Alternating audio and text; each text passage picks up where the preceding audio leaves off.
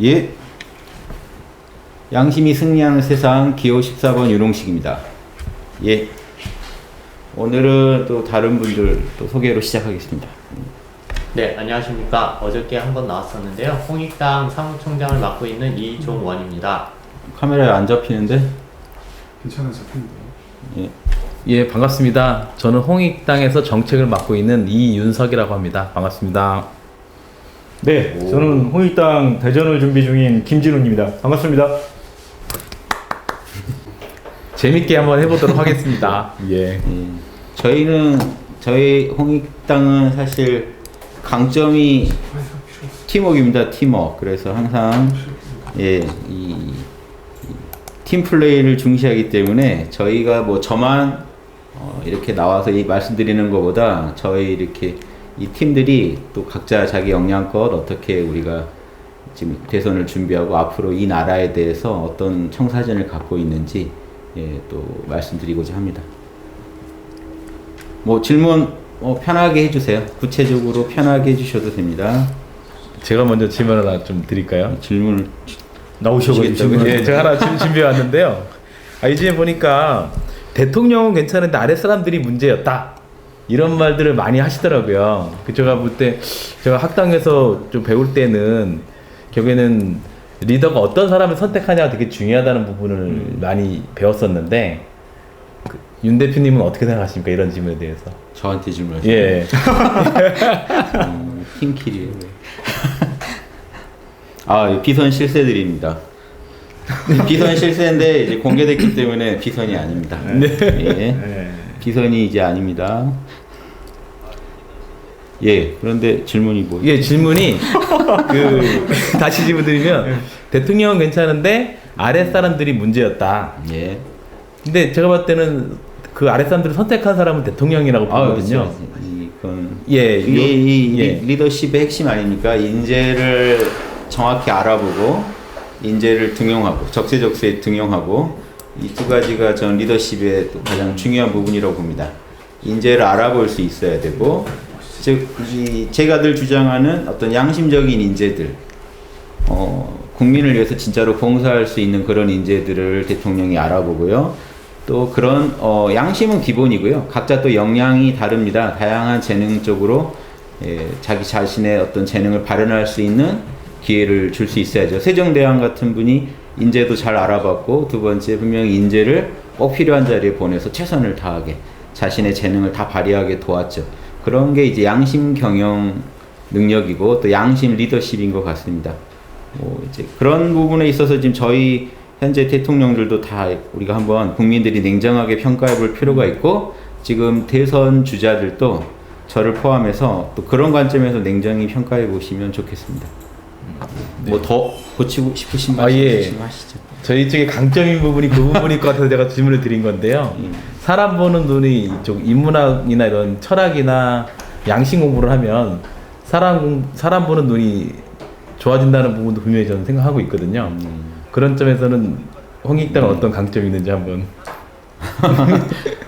이제 저희는 항상 이 양심 평가 지표라고 우리가 자랑했지만 저희가 중소기업진흥공단에서 1년간 윤리교육을 맡아서 한 적도 있었습니다. 그래서 그때 이 팀들이 다 가서 또 했었지만, 저희 강점이 각계각층의 사람, 공직자 아니라 일반인도 누구든 만나서, 그리고 심지어 어린 친구들도 만나서 양심의 6대 원칙, 저희가 주장하는 6가지 원칙을 가지고 그 친구들에게 또 양심을 가르치고, 또 공직자들한테도 이 양심을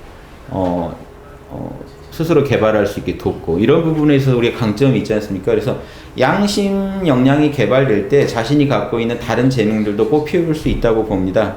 그래서 그런 부분에서 저희가 도와드릴 수가 있고요. 또 그런 평가 기준도 저희 분명히 있고, 그래서 어떤 업무가 잘 처리되고 있는지 아닌지 우리가 공직자를 평가할 때도 양심의 6가지 평가 지표를 가지고 한다면 어느 기관보다 더 엄정하게 평가할 수 있다고 봅니다. 그게 이제 인재의 적재적소 배치를 도울 수 있지 않나 이렇게 생각합니다. 또 제가 간단하게 말씀드렸습니다. 앞으로 또 자세히 더 말씀드릴 거고요. 사람 보는 눈은 수없이 겪어야 내공이 쌓이는 거잖아요. 예, 맞습니다. 제가 지금 이런 일만 13년째입니다. 그리고 예, 여기 계신 무인님만 해도 제가 이제 인사 부분을 많이 같이 상의하고 있는 무인님만 해도 거대한 게임 회사에서 인사팀장을 하셨고요. 그렇죠. 네, 맞습니다. 예. 그래서 이제 이런 분들 믿고 하는 겁니다. 제가 뭐 다 할 수 있나요? 그래서 저는 이런 분들을 항상 양심을 향하도록 양심의 6가지 원칙을 분명히 하고 그 인류에게 더 밝은 빛을 양심의 빛을 제공하자 이걸 목표로 하면서 우리의 구체적인 어떤 홍익학당의 사업이나 또 홍익당의 사업을 추진하고 있기 때문에 그런 부분에 있어서 우리가 항상 큰 비전 속에서 어떤 현실적인 업무를 처리하는 데 있어서 놀라운 팀워크를 갖고 있다고 제가 자신합니다. 지금 우리가 이미 하고 있는 일을 말씀드린 거예요. 앞으로 올바른 리더십이라면 반드시 이런 건 기본으로 잘 할 수 있어야 될 것 같다 이런 말씀 드립니다. 예, 그리고 예. 또 뭐 말씀 좀 올려주시죠. 네. 차별화된 안보 전략. 아, 예. 어제 얘기는 안 했나요? 안보 자체에 대해서는 어제 예, 얘기한 저희가 인자무적이라고 해놨는데. 부정선거 얘기도 올라왔습니다. 네. 예, 팀플이 중요합니다. 네. 제가 항상 주장하는 양심 전문가, 보살, 군자 이런 대표적인 그런 분들도 팀플 해야 됩니다. 그래서 제가 항상 보살당, 군자당 이런 게 나와야 된다고 부르짖었죠. 그걸 저희가 홍익당으로 실현해 보고자 합니다. 아직은 뭐 여러분이 평가하실 수는 없는 거고, 하지만 창당 과정 자체가 여러분도 다 아시겠지만 아주 민주적이었고, 역지사지하는 홍익인간 정신의 기본을 두고 우리가 이 창당 작업 자체도 진행했다는 거, 이것부터가 이제 저희의 작품이고 보람입니다. 부정선거 혹시 얘기해 주실까요? 예. 얘기하고 싶으신 분 있나요? 잘못 얘기하면 잡혀가요. 근데 일단 부정선거에 대해서는 저희가 이 대법에서 이걸 담당하신 분들만큼의 어떤 충분한 정보가 있어야지 일단 판단을 근거로 삼을 수 있는데, 현재로서 일반 국민들이 거기에 접근할 수 있는 게 좀 제한적이라고 저는 생각을 하거든요. 제가 이거 조심해서 말씀드리는 겁니다. 분명히 국민들이 의혹하는 부분이 있다는 거 분명히 있고요. 그 부분이 엄밀하게 파헤쳐질 때까지 저희가 당 차원에서도 최선을 다하겠습니다. 그래서 일단 부정선거는 또 과거의 문제고, 앞으로 올 과거의 문제도 저희가 철저히 캐드리겠다고 말씀 지금 또 이 자리에서 드립니다. 저는 항상 이 정치라는 건 고객만족이고, 고객만족은 국민들이 정확한 정보를 얻었을 때 만족이 오는 겁니다. 부정선거의 의혹이 조금이라도 해소될 수 있는 방향으로 최선을 다하겠습니다. 이건 과거의 문제고요. 그리고 앞으로 올 미래의 문제가 당장 이제 5월 9일에 있을 이 선거도요. 선거도 부정선거에 대해서 또 의혹을 지금 이미 먼저 품고 계시고 있는 것 같습니다. 이 과거를 가지고 우린 미래를 판단하는 거니까. 그래서 과거의 의혹이 지금 해소되지 않았기 때문에 미래에 대해서 불신하는 게 맞다고 봅니다. 그래서 저는 아무튼 그런 논평도 또 저희 당 차원에서 내놓겠지만, 투명 어떤 투표함에 현장에서 수개표하고 또 일련 번호나 이런 걸 가지고 더 보강하는 방식으로 분명히 선거가 치러져야 된다고 이 자리에서 주장하는 바입니다. 예.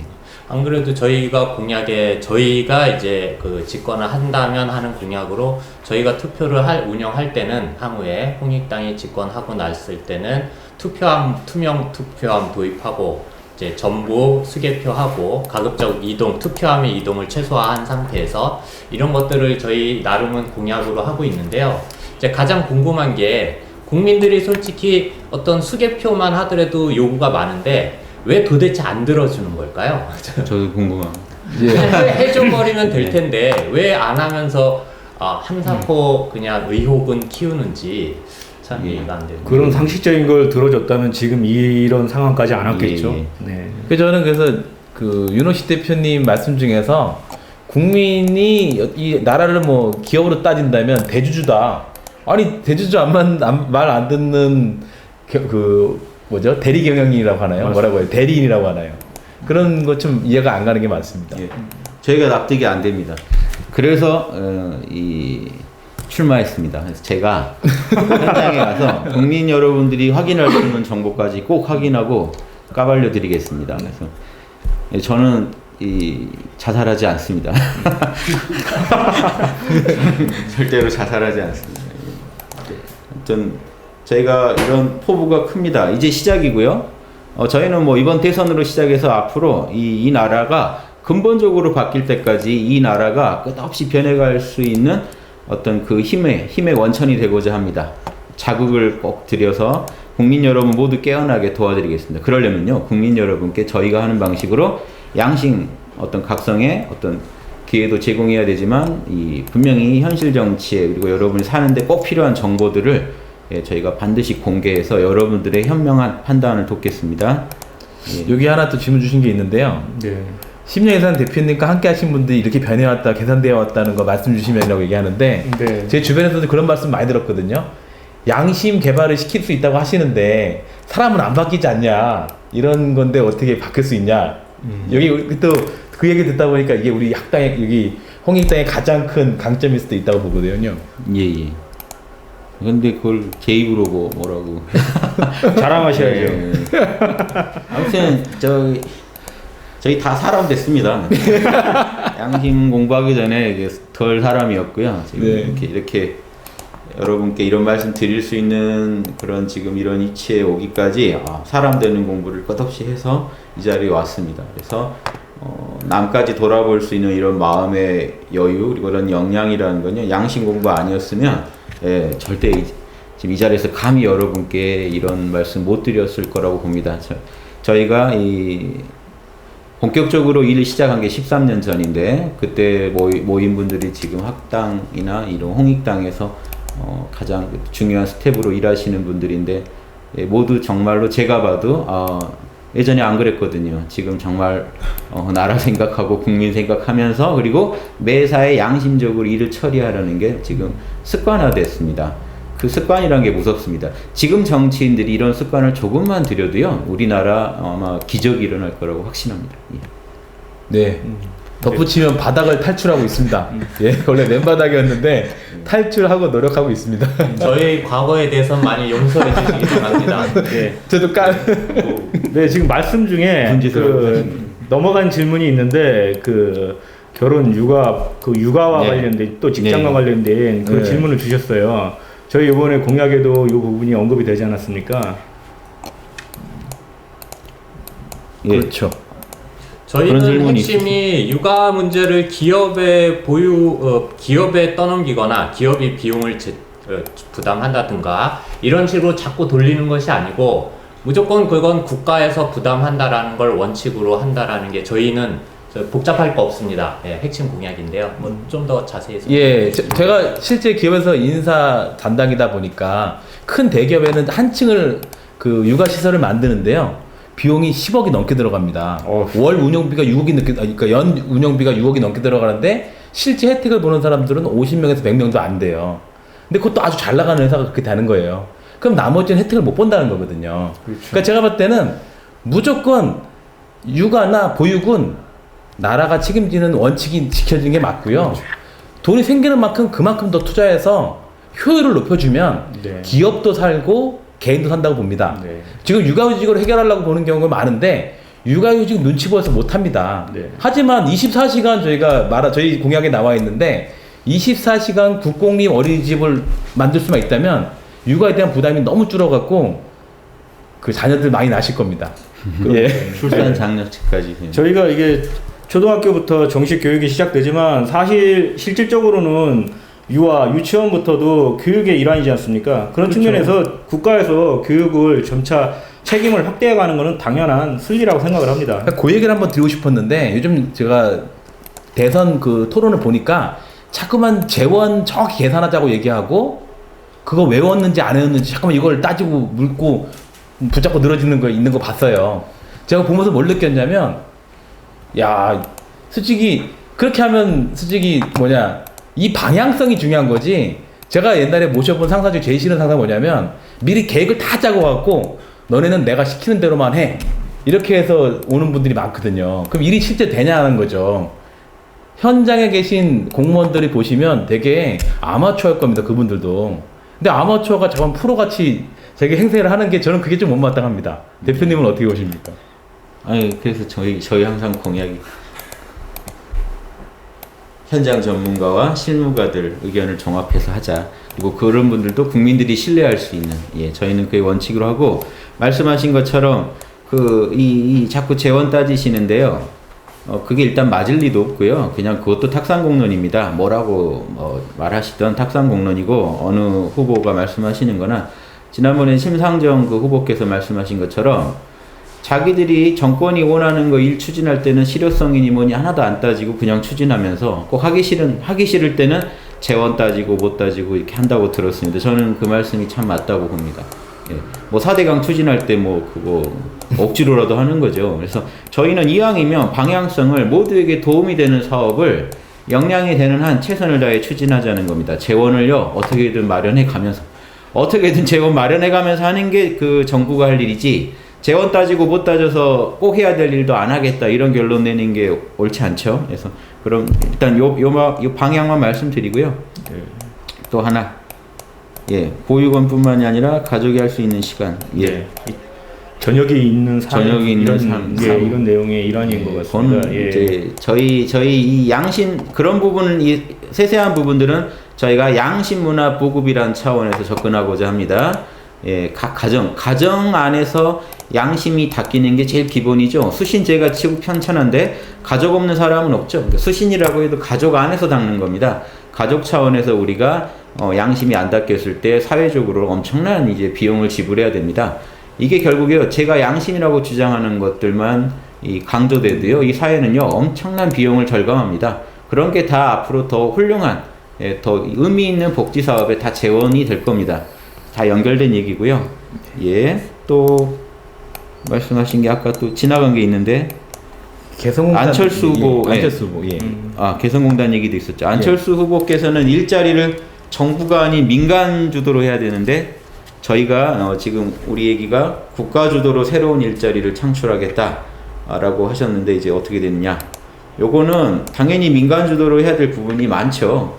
저희가 모든 걸 국가 주도로 하겠다는 게 아니라 국가가 주도적으로 일자리 창출에 나설 거고요. 또 민간은 민간대로 활발하게 또 새로운 일자리를 창출할 수 있는 터전을 제공할 겁니다. 다만 저희는 이 대통령 선거니까 대통령이 할 수 있는 일을 민간 어떤 기업의 일까지 대통령이 이렇게 얘기하는 거는 옳지 않다고 보고요. 대통령이 할 수 있는 일은 국가에서 할 수 있는 여건 하에서 또 이런 새로운 일자리, 저희가 생각하는 일자리에 대한 어떤 패러다임의 전환을 통해서 나와나 모두에게 이로운 일을 한다면 그게 어떤 일이든 지금 시장에서 평가받지 못하더라도 그건 훌륭한 일이다라고 존중해주는 문화부터 만들어가면서, 또 이 존중만 해주면 안 되겠죠. 적정한 페이를 반드시 지급받을 수 있게 지금 현재 공공근로라고 하는 영역을요 단순히 그냥 확대하는 게 아니라 전혀 의미가 다르게, 정말로 그런 일은 정말로 이 보살들이 하는 일이고 군자들이 하는 일이고 나와나 모두에게 의미 있는 일을 하는 것이다 라는 의미를 온 국민이 실감하게 만들면서 그런 일자리, 존중받는 일자리를 창출하겠다는 겁니다. 그건 국가가 해야지 민간 기업이 할 수 있는 일이 아니잖아요. 그래서 저희가 할 수 있는 여건 안에서 꼭 해야 되는 걸 하겠다고 말씀드린 것 뿐입니다. 예. 중소기업 대책. 예.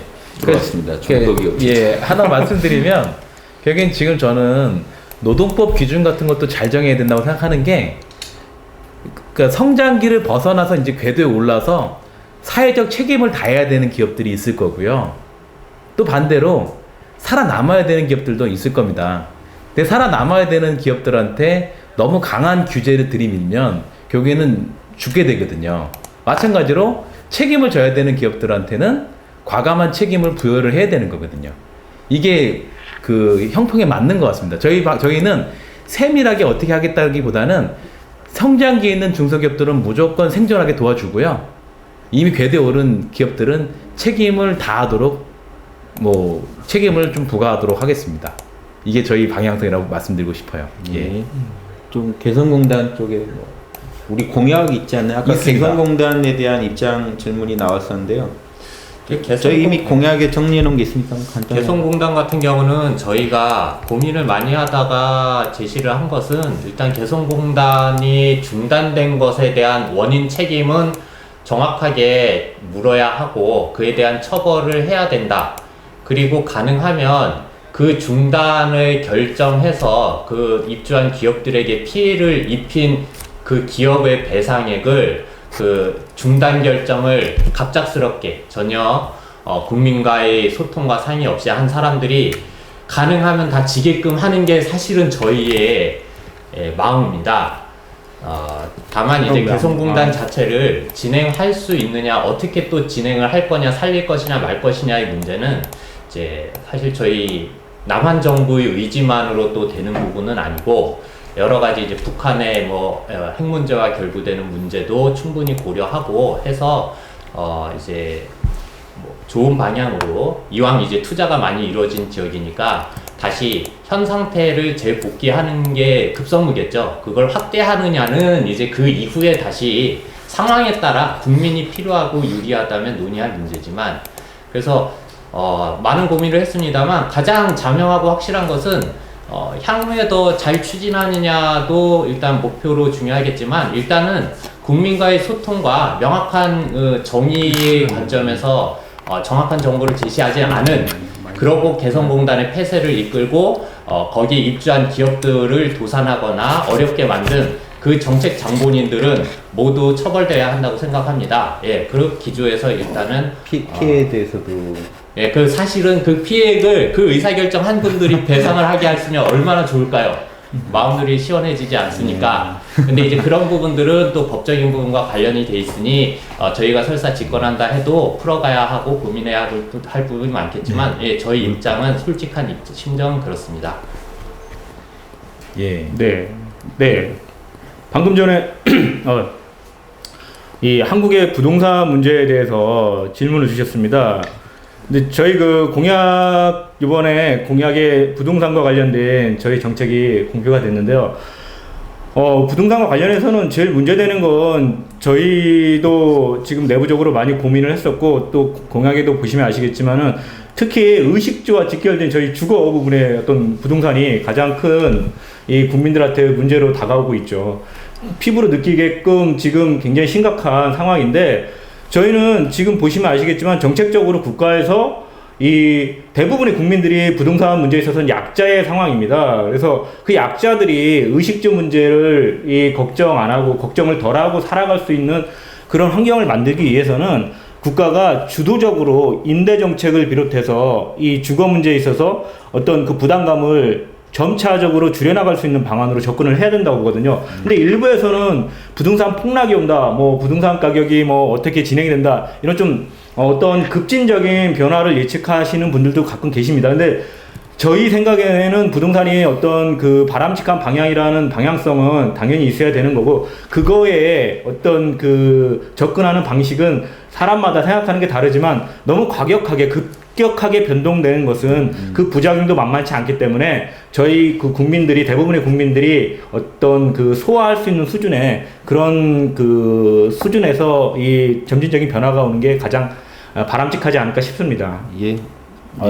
부동산 전문가십니다. 그래서 저희 부동산 정책을 간략하게 소개해드렸고요. 과격한 거 저도 좋아하는데, 저희가 최대한 국민들이 납득할 수 있는 선이 중요합니다. 저희가 모델로 삼는 세종대왕 때 그 우리가 훌륭한 통치였다 하는 것도요, 세종대왕께서 아주 그 과격하고 급진적인 보관이 있더라도 항상 신하와 국민들이 납득할 수 있을 때 추진했습니다. 그 설득의 과정이 중요하다는 거죠. 그래서 우리가 아무리 옳고 정당한 거라 하더라도요, 저는 항상 설득을 중시하기 때문에 국민과 충분히 소통해서 할 거니까 겁먹지 마시기를, 저희가 막 과격한 얘기를 하더라도 겁먹지 마시기를 바라고요. 예. 물가 얘기도 있네요. 네. 물가 얘기. 요 얘기 먼저. 만취해서 범죄 저지를 때 감형되는 사례, 이게 말이 안 되죠. 예, 정말 말이 안 됩니다. 이 부분에 대해서 이 온 국민들이 양심적으로 말이 안 된다고 생각하실 겁니다. 이 부분에 대해서 저희도 최선을 다해서, 사실 형을 더 때리면 더 때렸지 왜 감형이 되느냐, 이런 마음이실 거예요. 그래서 저희도 그런 기본적인 정서에서 시작해서 그런 부분에 대해서 충분히 또 전문가들과 상의해서 답을 찾아보고자 합니다. 뭐 심신미약이라고 봐주고 그러죠. 이게 이 법 체계가 그래요. 그래서 여기에 대해서 법 철학자들도 이견들이 있습니다. 그런 이견이 있는 부분들을요 국민한테 소개하고 또 합리적인 국민들이 납득할 수 있는 선에서 우리가 다 같이 답을 찾아볼 수 있다고 생각합니다. 그러면 법도 개정될 수 있는 거예요. 네. 솔직히 우리가 범죄 저지를 때 좀 이성을 잃고 하지 뭐 심신이 건강한데 저지르겠습니까? 예, 저는 이 심신미약도 그런 차원에서 접근하면 좋겠다. 예. 빡 돌아서 하지 않나요? 예, 범죄 저지를 때 예, 그런 차원에서 접근하시고 예, 예, 그리고 또 뭐죠? 예, 이상 말고 현실적으로 기득권과 투쟁을 어떻게 하실지 네. 타협이 불가능할 텐데요. 저희 전투력을 믿어주시고요. 저희가 지금까지 우리나라의 4대 강적으로 종교계에서 불교와 기독교, 정치계에서 진보와 보수 예, 이렇게 잡고 저희가 이들을 통합시키기 위해서 홍익학당에서도요. 예, 철학을 주로 다루긴 했지만 이런 정치에 대한 견해도 이미 충분히 발표했고 또 종교와 철학에 있어서도요. 예, 양심 안에서 모든 종교도 부정부패를 다 일소하고 거듭나라라고 촉구했고 지금까지 13년간 그런 강경 주장만 해왔지만 종교 철학계에서요. 지금까지 저희 뭐 버젓이 잘 나가고 있고 오히려 그런 종단에서 저를 불러서 강의 듣고 다 배우고 했습니다. 예, 그건 좀 이거 주제 사실이죠. 저희 전투력이 강해요. 그때도 저희가 되게 힘없고 빼곡고 아무것도 없을 때 한 겁니다. 돈도 없고 듣보잡일 때 한 일입니다. 지금 저희가 정치에 욕심을 내고 지금 창당과 대선까지 추진했는데 작년 11월에 창당하자고 해서 지금 4월에 대선에 나왔지 않습니까? 저희 전투력 아시겠죠? 실전적인 어떤 저희 힘 아시겠죠? 저희가 만약에 정치계에 들어가면요. 지금 4강 중에 종교계에 대해서 저희가 뭐 비판할 거 다 해봤고요. 그리고 그 반론도 받았지만 저희가 다 이겨냈습니다. 그리고 이제 정치계에 가서 권력을 쥐고 실질적으로 국민들 삶에 도움되는 짓을요. 무엇이든지 하겠습니다. 저희 잘 아시죠? 자명하면 해버리는 거. 저희는 뭐 겁날 게 없고 얽힌 게 하나도 없습니다. 어떠한 정치인들도 뭔가 지금 얽혀있는 관계가 있으실 거예요. 저희는 얽혀있는 게 하나도 없습니다. 그래서 지금 자명하면 그냥 질러버릴 거고 예, 권력이라는 게 그래서 있는 거 아닙니까? 그래서 제가 대통령 선거에 나온 거고요. 대통령이 이번 박근혜 최순실 사건으로 알 수 있었지만 대통령이 엄청난 힘을 갖고 있다는 거 아시겠죠? 저희가 몰랐던 엄청난 힘이 있죠. 재벌 총수들도 불러다가 조인트 까는 그런 어떤 강력한 어떤 힘들이 있어요. 저희 양심에다가 그걸 쓰면 어떻게 될까요? 예, 기대하시기 바랍니다. 저희 분명히 전투력 있고 저희 양심 경영이라는 게요. 무슨 순딩이 경영법이 아니고요. 잘못된 거는 반드시 바로잡고 그것을 반드시 국민과 함께 해결하고 국민한테 도움이 되는 방향으로 해결하겠다는 그런 전투력을 키워온 저희가 지금 그 이력을 갖고 있고요. 그 능력을 뭐 어디 쓰겠습니까? 국민을 위해서 반드시 쓸 겁니다. 그리고 기대해 보시라. 지금 저희가 뭐 지금 힘도 없고 뭐 아무것도 없습니다. 그래도 이렇게 떠들고 있지 않습니까? 그래서 이 힘을 더욱 이제 정치계에다가 썼을 때 적용했을 때 어떤 또 놀라운 결과가 나올지 저희도 기대됩니다. 예. 예. 그리고 아까 물가 얘기해 주신 게 있는데 저희 정책 주장의 핵심이 뭐냐면 국민의 기본적인 인프라 영역에 사적 이익이 개입되는 걸 막겠다고 되어 있습니다.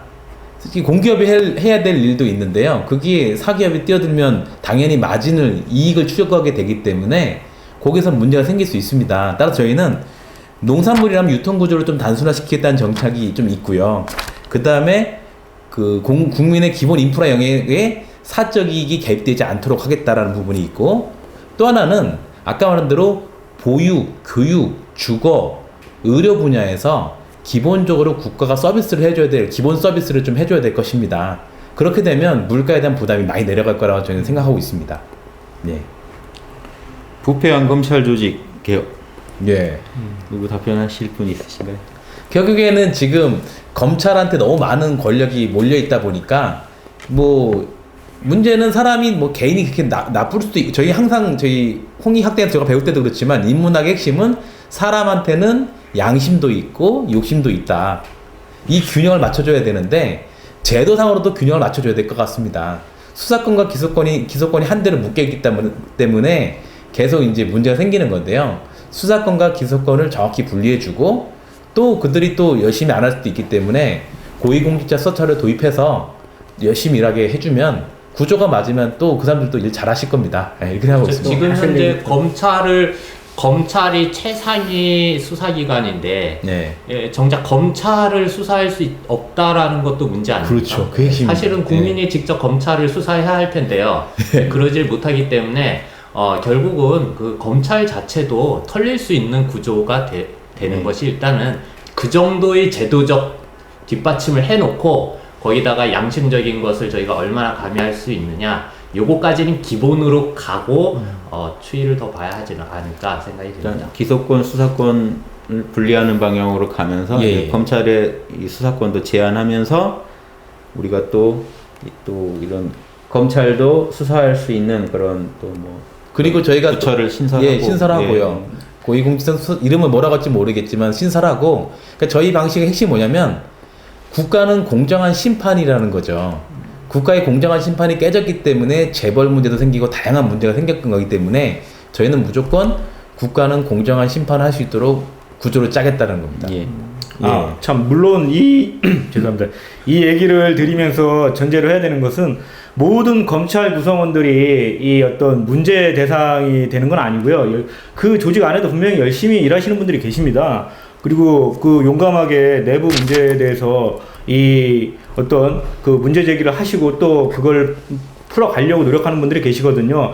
그런 분들은 이 검찰 개혁에 있어서 저희와 분명히 힘을 합쳐서 좋은 결과를 이뤄낼 거라고 저는 생각을 합니다. 예. 그런 차원에서 그러니까 어느 조직이든 지금 한국 사회 문제가 어디든 우리가 지금 다 양심적인 분들이 계시고, 이번에도 저희가 나중에 또 분명히 쓰실 거죠. 미꾸라지 잡자, 미꾸라지 때려잡자인데 어느 조직에나 있는 10%의 소시오패스들을 저희가 잡는데 국민 여러분께 분기를 일으켜드리고 힘을 드리려고 하는 캠페인을 하려고 합니다. 근데 그렇게 보면 자, 양심에 대해서 저희한테 많이 달리는 댓글이 양심은 뭐 추상적이지, 뭐 말이 좋지 하는 얘기들을 굉장히 많이 하시는데, 방금도 저희 김진훈 위원장께서 말씀하셨지만 사실 양심적인 사람이 사실 지금 제도에서 충분히 잘할 수 있는데 결국은 그 10%의 소시오패스들을 잡냐 못 잡느냐, 그러면 이 양심이 중요하다라는 것은 사실은 지금 제도를 뛰어넘어서 가장 현실적이고 가장 중요한 문제가 되어야 하지 않을까. 그러니까 사실 대선이나 이런 가장 중요한 대통령을 뽑는 자리에서 양심이 중요하다는 얘기를 빼놓고 정책이나 공약을 얘기한다는 그런 것들이 좀 오히려 저희 눈에는 비현실적인데 네. 굉장히 비현실적인데 그런 부분들이 차차 앞으로는 바로 잡힐 거라고 생각합니다. 지금 촛불 민심의 핵심이 지금 양심으로 표현이 안 돼서 그렇지 적폐청산이죠. 근데 적폐가 뭔지 모릅니다. 서로 적폐라 그래요. 보수분들끼리도 서로 자기들 빨갱이라고 서로 이제 자신들의 적을 공격하듯이 요즘 또 막 적폐라고 서로 남발하는데요. 적폐의 핵심은 비양심입니다. 지금 어느 조직에나 5% 10%의 비양심적인 세력이 있어요. 그 양반들이 적폐입니다. 저희가 뭐 공직자들을 개혁하자, 공무원 개혁을 하자, 모든 공무원이 다 해당되는 게 아니고 사실은 그 5% 10%의 적폐 세력이 있어요. 자기만 살겠다고 남들한테 피해주는 사람들이요. 그런 분들이 지금 지난 어떤 정부에서는 아주 가장 이 센터 자리를 차지했기 때문에 온 국민이 들고 일어나는 거 아닙니까? 그 피해를 국민들이 다 봤기 때문에. 그러니까 그게 지금 싫어서 적폐청산이라고 외쳤는데 적폐를 얘기하면서 비양심을 얘기 못하면 말이 안 되죠. 적폐 세력이라는 건 결국 비양심 세력입니다. 그래서 저희가 제일 자신 있는 것도 비양심 세력 몰아내고 양심 세력을 힘을 키우는 것은 저희가 제일 자신 있다. 왜? 다른 분들은 양심 비양심 자체를 지금 구분할 줄도 몰라요. 실제로 대화를 나눠보면 구분이 안 됩니다. 그래서 그 부분에서 저희가 강점이 있다. 이 말씀 꼭 드리겠습니다. 오디오 나온지 한번 체크해 봐주시죠. 예, 오디오 나가나요? 예. 오디오 나오세요? 예. 예. 죄송합니다. 여기 어렵네요. 멀리 갔다 왔네. 예. 다 나가셨죠? 예, 23명 들어오셨어요. 좀만 뭐 여담 좀 하다가 시작하겠습니다. 예. 자, 예. 예. 조금 연장해서 하겠습니다. 예. 아쉬우시니까. 예. 잠깐 쉬었다 시작하는 것처럼. 예. 중간에 광고 하나 지나갔다고 생각하시고요. 예. 그러시죠, 뭐. 예. 예.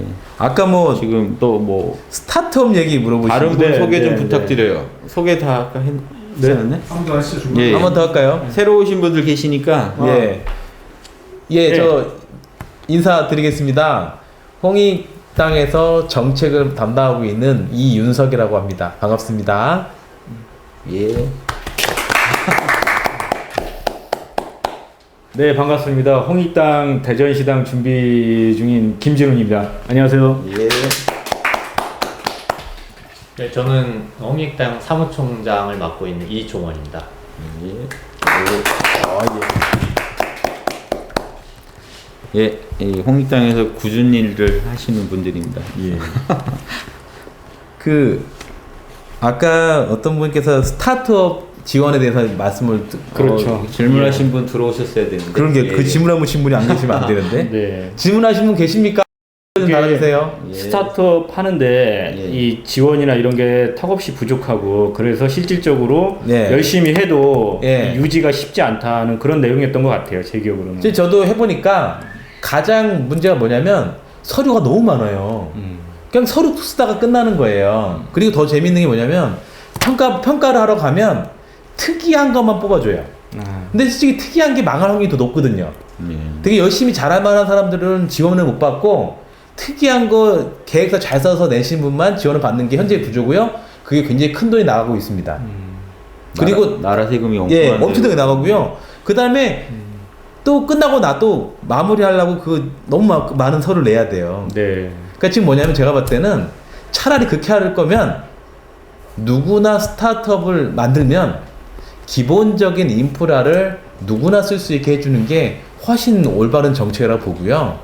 그러면서 필요한 지원들을 순차적으로 체계적으로 할 수 있게 기본 세팅을 해주는 게 되게 필요할 것 같습니다. 그러게요. 왜 스타트업 하면 좀 IT 같은 뭐 이런 데 과학기술 개발이나 이런 생각만 들고 그렇죠. 특허권이나 예. 근데 솔직히 동네에서 프랜차이즈도 어떤 사람이 하고 싶고 먹고 그렇죠. 살려면 그런 것들을 소상인으로 퇴직하고 은퇴하고 할 때 왜 그런 것들은 우리가 스타트업 개념으로 그럼 전혀 이해를 안 해주고 그렇죠. 뭔가 특별한 그 기술 있고 뭐 그런 아주 것들, 어려운 것만 그런 것들만 해야 되는지 그러니까요.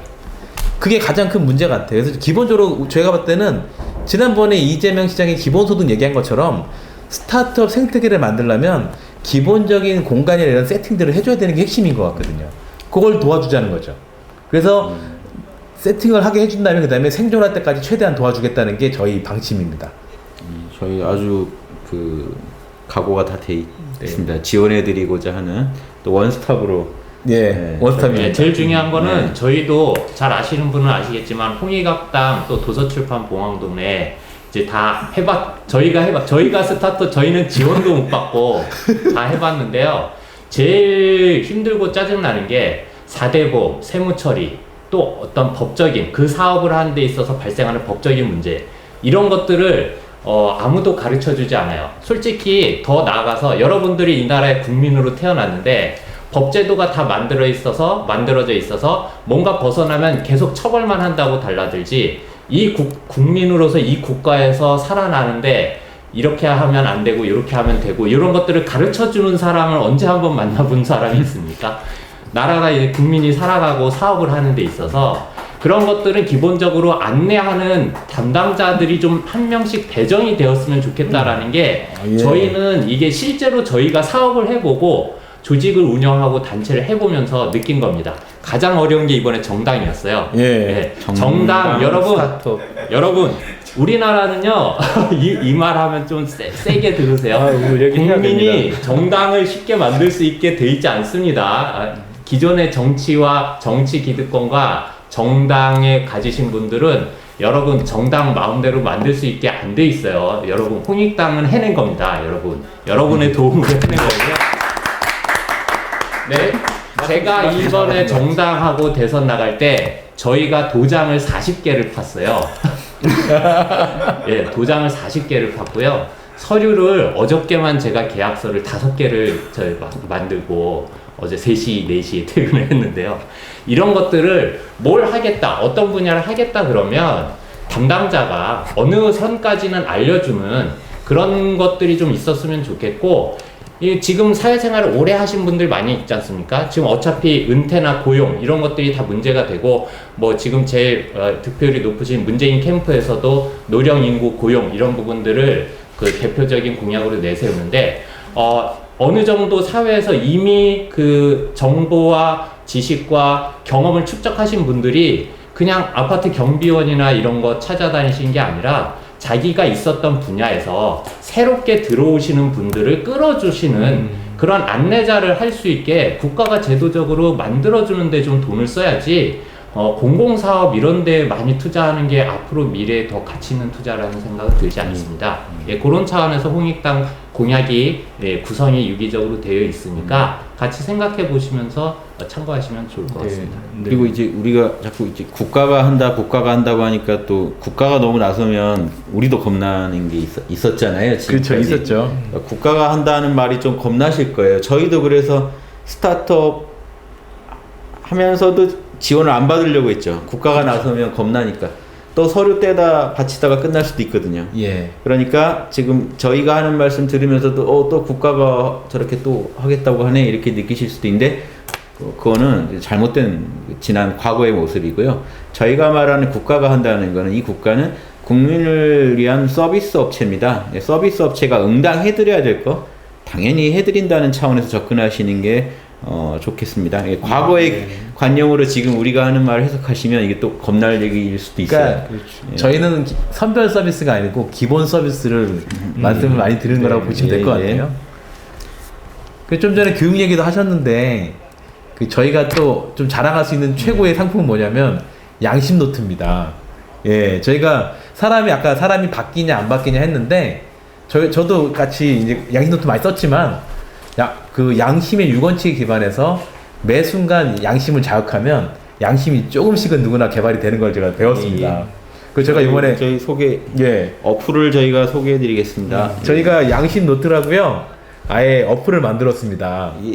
찾아가면 되나요? 어떻게? 예. 양심 노트라고 치면 되나요? 구글 스토어에 가셔서, 구글 플레이 스토어에 가셔서 양심 노트라고 딱 치시면 그 양심 노트라는 게 나오고요.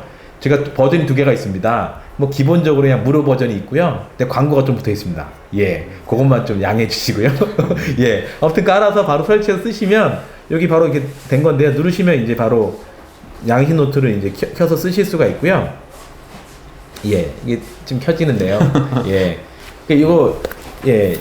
이건 노트 버전입니다. 예. 노트 내용이랑 구성이 똑같습니다. 예. 저희는 항상 이렇게 돈 안 되는 짓을 합니다. 이게 예. 노트를 팔기보다는 쉽게 어플로 그냥 무료로 쓰시면 좋겠다고요.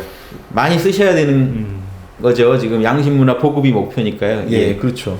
그러니까 저희 누르고 이제 간단하게 저 질문이 있는데, 거의 양심의 6원칙에 기반해서 나온 질문들인데, 요게 어떤 개념이냐면, 사람이 뺨을 맞으면 화가 나는 것처럼 내 안에다가 이 양심의 질문을 정확히 던지면 내 안에 원래 있던 양심이 자극을 받아서 하고 뭔가 이렇게 자극이 왔을 때 그걸 기록을 해보는 겁니다. 그러다 보면 계속 자극을 받다 보니까 뭐 우리 근육 훈련하는 거와 똑같이 양심이 개발된다는 겁니다. 이게 정말 엄청난 발견이고요. 예. 그 6가지 이 질문을요, 양심 노트 뒤에 잘 써 있어서 제가 한번 읽어드릴게요. 첫째, 마음을 리셋했는가? 평정심을 찾았는가죠. 이 사안을 양심적으로 다룰 준비가 됐는가. 2번째, 사랑. 상대방의 입장을 내 입장처럼 진심으로 이해했는가. 예. 그리고 정의. 내가 당하기 싫은 일을 남한테 하지 않았는가. 남한테 부당한 피해를 주진 않았는가. 예절은요, 자기가 처한 상황을 그대로 수용하고 생각과 언행이 겸손해서 상대방과 조화를 이뤘는가. 상황과 조화를 이뤘는가. 성실은 어떤 순간에서도 양심의 인도를 따르는데 최선을 다했는가. 지혜는요, 이제 지적인 판단입니다. 나의 선택과 판단은 찜찜함 없이 자명한가, 자명한 근거가 있는가, 팩트인가, 요겁니다.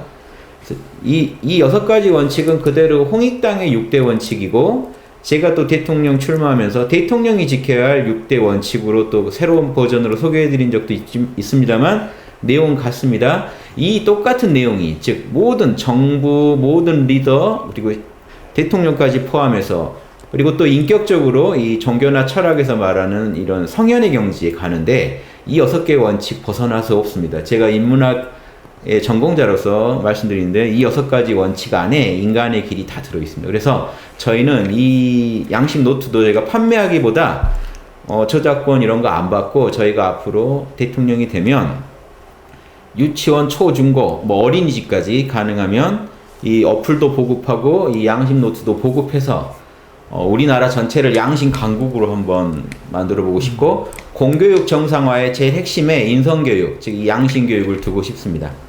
예, 제 얘기는 예, 그렇고. 예. 제가 젊은 자녀들한테 많이 이제 그 테스트를 해봤는데요. 굉장한 효과를 봤습니다. 예, 많은 효과를 봤습니다. 제가. 예, 그래서 이건 자신할 수 있는 상품이라고 말씀드리고 싶어요. 네. 예. 그렇죠. 지금 이 어플이나 이런 노트가 제일 필요한 분들이 정치인들입니다. 맞습니다, 맞아요. 특히 이번에 대선 토론 보니까요. 예. 대선 토론할 때요. 양심의 6원칙에 안 맞는 말 하면요. 마이크를 끄는 방안 같은 거 안 되나. 그럼 국회에서도 그렇게 하셔야 된답니다. 국회에서도 예. 양심의 6원칙에 어긋나는 말을 하면요. 상대방한테 무례하게 굴거나 예, 상대방한테 이런 부당한 소리하고 팩트가 아닌 말을 막 주장하고 예. 이건 뭡니까? 양심봉입니다. 점점 저희가 좀 이상해져 가는 것 같아요. 예, 아무튼 부끄럽습니다만 예, 그렇게 하면 좋겠습니다. 네. 양심봉. 예. 네. 공짜가 좋죠, 뭐. 그래서 이 문화는요, 저희가 양심 문화를 보급하려고 홍익학당을 열어서 13년간 문화 보급 운동을 했습니다. 저희 너희들 뭐 하다 갑자기 나와가지고 웬 듣보잡들이냐 하시는데 이제 13년간 널리 퍼지지 못해서 그런 거지 안타까운 거지만 최선을 다해서 노력했습니다. 그리고 이제 그런 작업이 정치적으로 이런 정당과 대선 출마로 이어진 겁니다. 점점 확장되고 있는 겁니다. 양심 운동이. 그리고 양심 운동의 핵심은 이 양심 노트 하나에 양심 어플 하나에 다 들어 있습니다. 돈 안 들이고도 여러분 다 양심 어플 스마트폰으로 다 쓰실 수 있고 이 노트도 구매 안 하셔도 홍익학당 네이버 카페에 가시면 무상으로 다 다운받아서 쓰실 수 있게 다 조치를 취해놨습니다.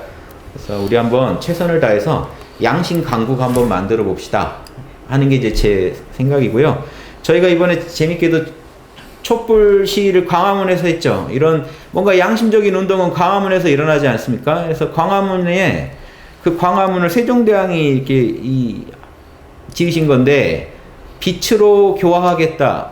백성들을 빛으로 무슨 빛이겠습니까?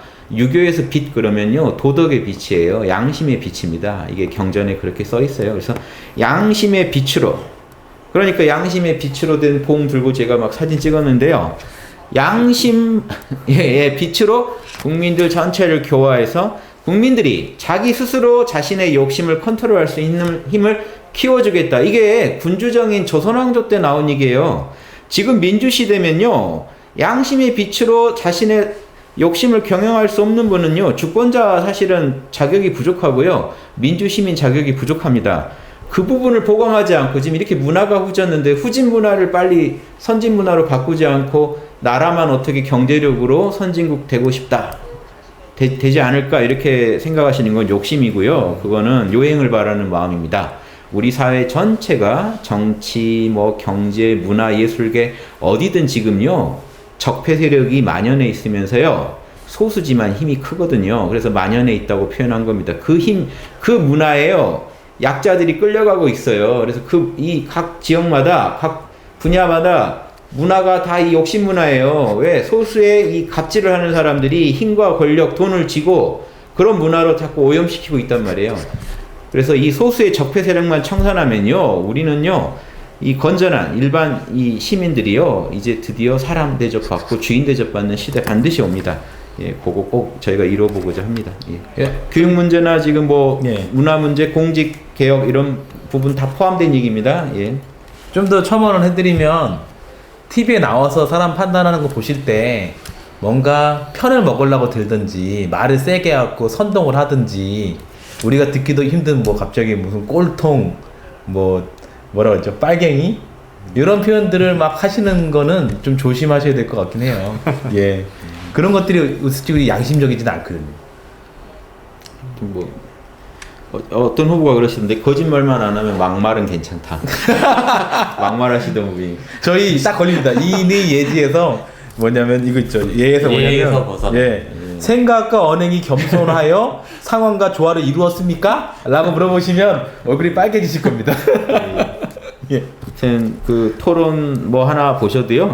그 토론에서 여러분들이 어떤 대선 주자들의 어떤 뭐 공약만 보지 마시고요.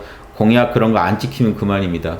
공약 지킬 사람인지를 보셔야 되고 진짜 국민 생각하는 사람인지 그리고 양심에 아까 말씀드린 6원칙에 의거해서 남과 대화를 나누고 결정을 내리는 사람인지 예, 그런 능력을 좀 보시면 좋겠습니다. 예. 네. 또 아까 나온 질문 중에 답변 못 드린 거 있나요? 오늘 그러게요. 한번 꺼졌다 들어와서 아까 물가 얘기도 나오긴 했는데 물가 얘기는 아까 드렸나요? 드렸죠. 예. 어제보다 이게 물가를 잡겠다고 하기보다요. 예. 이게 물가라는 거는 병증이죠. 그치, 병증이죠. 예, 증상이죠. 예, 기본적인요 사회가 건강하고 양심적인 사회가 되면요, 예, 안정을 찾게 돼 있습니다. 그래서 너무 그런 한 어떤 현상 가지고 우리가 말하기보다 근본 처방에 더 주력하겠습니다. 예. 홍준표가 너 종북이자고 종북이지. 공격한다면 아 이런 질문 좋습니다. 아, 예. 돌발 주적 질문, 얘기도 나오고. 예. 대응할 수 있어야 됩니다. 예. 아무튼 이게 이 종북이라는 말 이런 말 지금 쓰신다는 게 좀 경악이죠. 아무튼 이런 저는 이게 그러면 어떻게 그렇게 종북에 대해서 이렇게 깊이 연구하시고 종북 색출하는데 이렇게 여념이 없으신지 일단 뭐 그런 분들 되게 존경스럽다고 말씀드릴 것 같고요. 예, 저는 양심 비양심 프레임으로 이런 프레임을 극복해야 된다고 봅니다. 예. 갑자기 공격한다면 이게 설정인가요? 저 갑자기 공격한다면 너무 설명을 드렸나? 예. 네.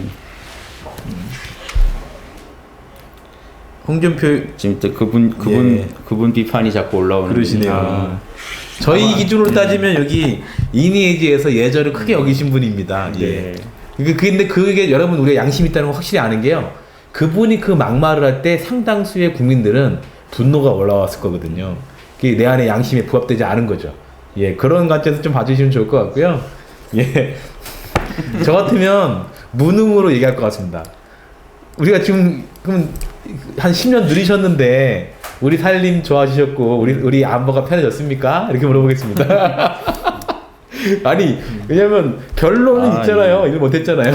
이런 질문 네. 자꾸 잘 올려주시네요. 네. 종북이지. 이제 지금 뭐 이렇게 대선 토론 나간 기분이네요. 제가 네. 홍준표 씨가 앞에 있어서 네. 너 종북이지 이러고 안철수 씨가 4차 산업 대안을 묻는다면 이게 우리 강점 아니겠습니까? 왜냐면 인간성이 말살될 수도 있는 게 기계가 인간한테 일을 시킬 수 있는 상황이 될 수도 있는 거거든요. 그렇죠. 우리가 인간이 기계 밑에 종속돼서 일할 수 있는 시대가 이제 4차 산업의 시대죠. 그래서 거기에 대한 대안은요. 아무튼 인간의 본질 회복이 먼저입니다. 이런 또 잡다한 어떤 수많은 정책이 가능합니다만요. 사람이 로봇과 뭐가 다르고 사람은 무엇을 하고 살아야 되는지에 대한 답이 나오면요. 자동으로 이런 해결된다고 봅니다. 그리고 그런 어떤 인간의 본질에 대한 정확한 답을 가지고 정책을 펼 수 있는 그런 정치 세력이 필요하고요. 네, 그렇네요.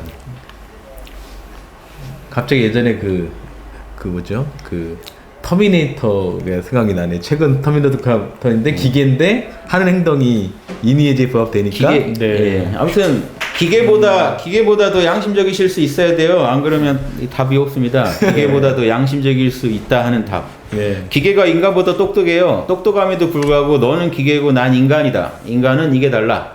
예, 그래서 그 양심이란 이런 거예요. 아까 말씀드린 양심의 6원칙을요. 예, 그걸 기계한테 가르칠 수 있는 존재가 인간입니다. 인간은 양심에서 그냥 울려요. 예, 그냥 울립니다. 그래서 그런 부분도 생각하시고 네. 기계는 그걸 계산해야 되지만요. 인간은 직관으로 그냥 합니다. 그 자명찜찜의 신호를 바로 받아볼 수 있다는 게 인간의 본질입니다. 그래서 그게 인간의 맛이라고 생각하고요. 그런 인간의 본질을 구현하게 도와주는 그런 문명 그리 가야 되지 않을까요? 네, 어떻게 생각하세요? 이런 게 홍준표한테 당하는 정부가 아니에요? 근데 저분은 과거에 종북이었던 것 같은데. 네. 저희 과거는 무조건 용서를 해주시고 여기 정의당의 최근 메갈리아 사태를 아시는지 물어봤네요. 네, 이게 사태가 있었죠. 그래서 그때 아마 제 기억으로는 대표님이 이거 관련해서 저희 사석이든 어디든 이거 얘기를 아마 하셨을 겁니다. 예, 다시 한번 말씀을 해주시죠. 일단 홍준표 씨는 지금 설거지가 문제가 아니라 그 돼지 흥분제인가 찾아보십시오. 예. 아, 예, 오늘 그 아, 진짜. 네이버 실검 일이었죠. 더 할 말씀 예. 드릴 말씀 없는 것 같고 부산 소녀상 문제로 보수가 공격하면 부산 소녀상 문제는요 제가 말씀드리지만 거기에 그 뭔가 뭐 그걸 훼손하는 소녀상을 훼손하려는 그런 짓들이요 방치되고 지금 뭔가 이렇게 이 사회에서 적절한 처벌을 받지 않고 어떤 제재를 받지 않는다는 거. 우리나라 수준 심각한 겁니다. 예, 그건 우리나라 전국에 곳곳에 배치돼야 되고요. 제가 말씀드렸지만 위안부 협정 저거 무효로 하고요. 일본은요. 일본 전역에 소녀상을 배치하겠다. 그리고 거기에 참배하겠다라고 선언해야 됩니다. 예. 지금 우리나라에 있는 소녀상 가지고도 지금 이런 논란이 난다는 게 이래가지고 무슨 일본 앞에 당당히 서서 우리가 할 말을 하겠습니까? 내부에 이런 어떤 친일 세력인가요? 뭐죠? 도대체 뭔 정신으로 그렇게 하시는지 모르겠는데 아까 종북 얘기도 나왔지만 종북이나 친일이나 적폐입니다. 적폐. 종북이 왜 적폐냐? 아까 종북 가지고 이렇게 말을 쉽게 하시면 안 되는 게 종북이라는 말은 이건 명예훼손이죠. 지금 법으로도 걸 수 있는 문제입니다. 그런데 그게 그런데 우리가 종북을 비판하게 된 근원을 보면 적폐입니다. 자기 하나 살겠다고 북을 추종하니까 욕하는 거고 친일도 욕먹는 게 우리 민족 버리고 지금 일본 이해하겠다고 하는 그런 정신 나간 짓 아닙니까? 그런 세력들이 적폐 세력입니다. 그래서 이런 적폐를 이 땅에서 몰아내는 게 본질이지 상대방한테 함부로 그걸 뒤집어 씌우는 거 이것도 문제고요. 그렇지만 실제로 이렇게 적폐 세력들이 활동하는데 왜 도대체 국가가 이거에 대해서 후련한 제재를 못 취하는지 이런 것도 분명히 우리 사회가 반성해야 된다고 봅니다. 저희는 앞장서겠습니다. 정부가 경제 성장을 실제로 할 수 있는 건지도 모르겠는데 그런 거는 공약들을 많이 하는데 네. 소녀상 이런 거나 정의를 세우는 이런 거는 바로 하면 할 수 있는 것들은 하나도 안 하고 그렇죠. 아무런 보장이 없는 일자리나 경제 그건 정말 힘든 건데 그런 것들에 대해서 왜 국민들한테 엉터리 소리들을 하는지 모르겠습니다. 할 수 있는 거나 그런 건 쉽게 단언. 이번에 되게 좀 상식적이지 않았던 게 일본 위안부 잘못됐다고 여론조사가 나왔잖아요. 그럼 여론조사는 이미 주주들이 자기 의견을 표현한 거잖아요. 그러면 나왔으면 바꿔야 되잖아요. 네. 근데 우기네요. 네. 그건 정말 대리인들이 네. 이 주주를 너무 쉽게 보는 거죠. 왜 시키는 대로 좀 안 하는 거죠. 그러니까요. 예. 경영을 제대로 하지 않는 경영진은 반드시 바뀌어야 됩니다. 그래서 이번에 저희가 국민들한테 조금이나마 그 경종을 울릴 수 있는 경영진을 갈아엎을 수 있는 그런 기반을 국민들 어떤 마인드를 확실하게 좀 닦아줄 필요가 있다고 봅니다. 그러게요. 이게 보면 여기 아까 메갈리아도 나왔는데 윤호식 대표님이 예전에 강의한 것 중에서 부분적 자명에 빠지지 마라 이런 내용이 있었거든요. 그러니까 둘 다 맞는 말일 수도 있지만 가중치가 분명히 있는 것 같거든요. 이거 한번 설명 한번 부탁드리겠습니다. 아무튼 저는 제가 주장하는 거는 그때 메갈 그런 사태에 말씀드렸던 것 같은데 그런 어떤 혐오로 가면 안 됩니다. 소통 부재입니다. 혐오는 마비된 거고 소통이 안 된 겁니다. 그래서 자신의 입장만 고집하다가 상대방을 벌레니 뭐니 이렇게 서로 남녀간에 서로 이렇게 비방한다는 것 자체가 우리 사회가 지금 건강하지 못하구나 이걸 먼저 인지해야 되는데 여기서 어떻게든 승기를 잡아서 내가 이겨버리라 상대방을 이런 게 방향이 잘못 잡힌 겁니다. 지금 이 서로 소통하지 못하는 혐오가 이 사회에 만연하다는 게 나도 거기에 일조하고 있구나 사회의 이런 타락에 일조하고 있구나 이렇게 생각하셔야 돼요.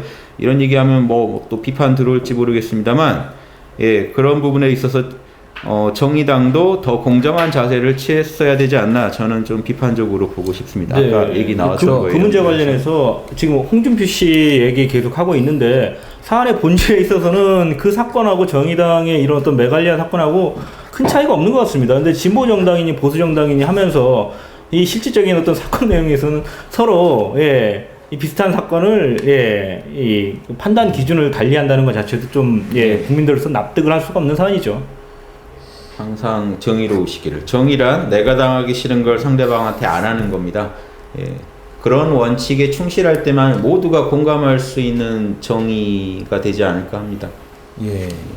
그러니까 아까 그 한 분께서 양심을 좀 더 쉽게 설명해 달라고 하는데 말씀하신 대로 그 한 두 가지만 좀 오늘 나온 얘기에서만 설명해도 쉬운 게요. 입장 바꿔서 내가 당해서 싫은 일을 남한테 안 하는 걸 정의라고 말할 수 있고요. 상대방한테 내가 조화를 이루기 위해서 말 표현 하나 조심하는 거, 그 예절이라고 말씀드릴 수 있고요. 아까 태블릿 PC 말씀드렸잖아요. 정확한 정보를 제공하면 인간은 거의 95% 이상이 거의 똑같은 판단을 하게 되어 있습니다. 이게 양심이라고 말씀드리고 싶어요.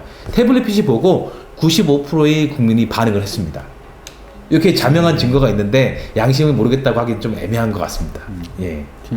내가 당하기 싫은 거 남한테 못하겠는 그 마음이 양심이니까요. 뭐 다른 어려운 말씀보다는 우리가 그걸로 흥분하고 그걸로 촛불 집회 나가고 다 그걸로 우리가 살아갑니다. 일상의 모든 판단 기준이 그겁니다.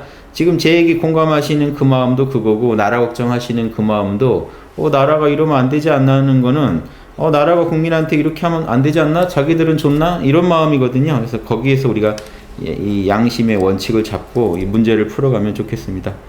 예. 또 뭐 이제 시간이 지금 마무리 지어 가야 되는데 질문들이 또 올라온 게 있나요? 예. 공소시효 특별법. 저는 지금 공소시효 얘기가 나와서 이 말씀만 드리면 저희는 모든 중범죄의 공소시효 폐지를 주장합니다. 그리고 과거까지 꼭 소급해서 모든 문제에 있어서 지금 앞으로는 죄를 짓고 처벌받지 못하는 일은 없게 꼭 하겠습니다. 소수자 약자에게 더 관심을 기울인다 이 말씀은요, 그분들이 힘이 없고 약하니까 더 배려하는 게 맞지만 이게 양심의 원칙에 입각해서 해야지 소수자 약자만 이해한다 하면서 저희는 오히려 많은 문제를 일으키는 경우를 많이 봤습니다. 소수자 약자라는 걸 가지고 또 어떻게 보면 상대방한테 부당한 피해를 주는 경우도 많이 봤습니다. 그래서 이런 식으로 접근하기보다는 양심 문제로만 접근하시는 게 좋습니다. 예. 내가 상대방이라면 이런 일 당하면 좋은가? 즉, 소수고 약자일 때 내가 소수고 약자라면 이런 일 당하는 게 좋은가? 이렇게 원칙은 항상 양심에 입각해야지 소수자니까 약자니까라고 나가게 되면요. 소수자 약자는 봐줘야 된다. 더 배려해야 된다. 지금 소수자 약자가 또 다른 사람들한테 피해를 주더라도 그들은 소수자 약자였기 때문에 우리가 배려해야 된다. 이런 관점으로 접근해 버리면요. 이 전반적으로 또 이 사회의 어떤 공정함이나 균형이 깨지게 됩니다. 그런 관점에서 접근하시면 좋겠고요. 그런데 실제로요, 소수자 약자를 배려하는 것도 저처럼 양심의 관점에서 접근했을 때 훨씬 더 충분한 배려가 나갈 것이 확실합니다. 왜? 그분들 입장을 배려하다 보면요, 그분들한테 더 뭔가 도움이 안 갈 수가 없죠. 다만 그분 약자라는 데 집중하다 보면 우리가 양심의 원칙이 흔들릴 수 있다. 그 말씀을 꼭 제가 드리겠습니다. 다른 얘기는 뭐 지금 다 드렸고, 요거 지금 지금 시간이 다 말씀을 드려야 될 것 같은데요. 내일 저희 이제 거리로 나갑니다. 지금 원래 막 거리를 싸돌아다닐 저희가 지금 잘 안 보이시죠? 그래서 내일 이제 작정하고 나갑니다. 내일 1시에요.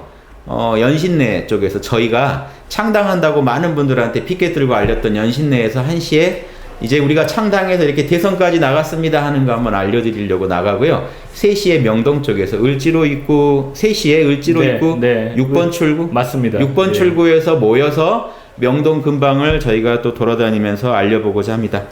관심 있으신 분들 많이 나와주시고요. 그리고 일요일도 일요일도 하고 일요일도 저희가 그 시내 번화가로 나가서 당연히 거리 유세를 마치고요. 그 현장에서 SBS 뉴스 취재 기자가 와서 저희 홍익당을 취재하기로 했습니다. 그러니까 많은 저희 당원분들, 회원분들 참석해 주셔가지고 뉴스에 좋은 그림 나올 수 있게 꼭 도와주시기 바랍니다. 또 아무튼 말씀드릴 게 그 뭐 공무원 노조나 이런 질의서에 지금 신문 기사 났더만요. 예, 문재인 씨, 심상정 씨, 또 김선동 씨, 윤홍식 해서 4명만 답변을 보냈다. 저희 답변이 제일 꼼꼼하고 치밀했던 것으로 보입니다. 지금 다른 분들 답변한 거 보니까 이런 거 저희더러 너희는 뭐 양심 추상적으로만 주장하지 구체적인 어떤 정책에 대해서 답할 수 있냐? 공무원 노조가 보낸 질문서에요. 뭐 사회개혁까지 해서 모든 나올 수 있는 질문 다 나와 있었습니다. 그것도 아주 구체적으로 저희가 꼼꼼히 답변해 드렸어요. 예, 유보일 경우에는 어떤 양심적으로 합리적으로 해결하는 게 더 중요하다. 찬반만으로 얘기하기 힘들다 그럴 경우에는 반드시 의견까지 장문의 의견을 달아서 보내드렸습니다.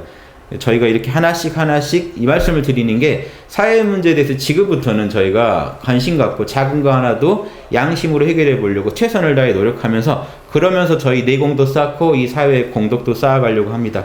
그 힘이 쌓였을 때 이 사회는 반드시 좋은 결과가 있으리라고 보입니다. 예. 다음 방송 예고를 해드려야 될 것 같은데요. 내일은 할 수 있나요? 네. 저희는 지금 방송이 매일 하는 게 지금 목표인데요. 내일은 제가 장담을 못 하겠습니다. 추후에 공지를 해드리겠습니다. 원래는 지금 매일 하는 게 목표입니다. 그런데 지금 내일과 모레는 거리로 나가서요. 아마 주말은 일단 좀 못 해드릴 확률이 높습니다. 저희가 혹시 하게 되면 반드시 공지 나가겠습니다. 확실하게는 일단은 월요일 날부터 하고 이제 지방 유세를 하는 날은 별도로 공지를 해서 그날만 안 하는 걸로 하고 일단은 확실한 건 월요일부터는 꼭 반드시 매일 하고 주말에 하게 되면 별도 공지를 해드리고 그 다음에 그 주중에 혹시 지방 때문에 못 하게 되면 못 하는 날 또 공지를 해드리고 그렇게 예. 진행하시면 여기 예. 마지막으로 공무원 노조에 보내신 장문의 의견도 보고 싶네요라고 하셨는데 제가 공지를 하겠습니다. 의견서 보내드리겠고요. 예. 아무튼 결론 내리겠습니다. 종북, 친일 다 적폐입니다. 정북, 친일, 적폐 다 하나입니다. 비양심. 키워드는 비양심입니다. 그래서 이 적폐를 청산할 수 있는 사람은요, 양심 전문가입니다. 양심 세력만이 적폐를 청산할 수 있지. 양심을 모르는 분이 비양심도 알 수가 없습니다. 그래서 누가 적폐인지 정확히 알 수도 없습니다. 나살자고 남 죽이는 사람, 나살자고 남 해치는 사람이 적폐고 비양심입니다. 내가 당해서 싫은 거 남한테 안 하는 게 양심이고 반대로 뒤집어서 내가 당하기 싫은 일을 남한테는 버젓이 하는 사람, 그 사람이 적폐입니다. 지금 어느 분야간 이런 분들이 5에서 10% 돼가지고 전체를 망치고 있습니다. 그분들로부터 헤게모니를 뺏어오지 못하면 안 됩니다. 저희가 이번 대선에 임하는 자세는 이 적폐 세력, 비양심 세력과의 어떤 이 전쟁입니다. 대결입니다. 그래서 이 사회, 다른 후보들이 적폐라는 게 아니라 이 사회 적폐 세력과의 어떤 대결입니다. 저희가 권력을 쥐고 힘을 쥐게 되면 이 적폐 세력은 사실은 서식하기 힘들 겁니다. 이 나라에. 점점 세력이 줄어들 겁니다. 그래서 여러분이 원하는 국민이 주인 대접받는 세상 반드시 만들겠습니다. 예. 아유, 긴 시간 경청해서 감사하고요. 중간에 쉬는 시간도 한번 갖고 저희가 아주 뭐 알찬 말씀을 드리려고 노력했는데 예, 얼마나 흡족하셨는지 모르겠습니다. 예. 네. 예, 마지막에는 꼭 이상한 걸 시키시려고. 저희하고 어울리는 건가요? 이게? 아닙니다. 3번 들으시면 되겠습니다. 이걸 왜 합니까? 3번 하나씩. 자, 어저께도 들었던 거 이왕 들 거면 이걸 내겠습니다. 이거를 뭐 왜 들어야 되는지 모르겠습니다만 자세는 취하겠습니다. 적폐 세력을 몰아내서 예, 여러분 반드시 이 땅이 정의가 살아있다는 거 보여드리겠습니다. 예. 네, 안녕히 계세요. 예.